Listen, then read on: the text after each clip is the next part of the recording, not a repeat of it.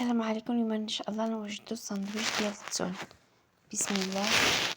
عندنا كيتشوب، مايونيز، الابزار، كمون، ملحه، بطاطا مسلوقه، مطيشه، الفرماج، البيض، التون، بصل، الفرماج مربع. فوق البطاطا كنعملو بيض محكوك والبصل والكيمون والملحه والابزار.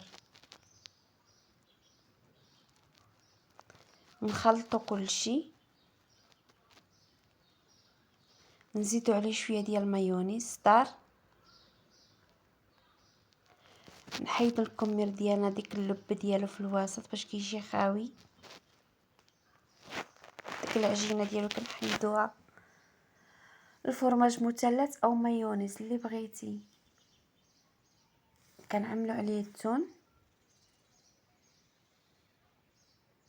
كنعملو عليه مطيشه مقطعه مدوره، وكنعملو الخلطه ديالنا اللي عملنا قبل ديال البطاطا.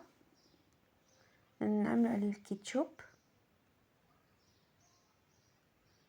ونقطعو عليه فرماج مربع، نعملو في الورق، نلفو في الورق. ها الساندويتش ديالنا موجود. تديه معاك للبحر.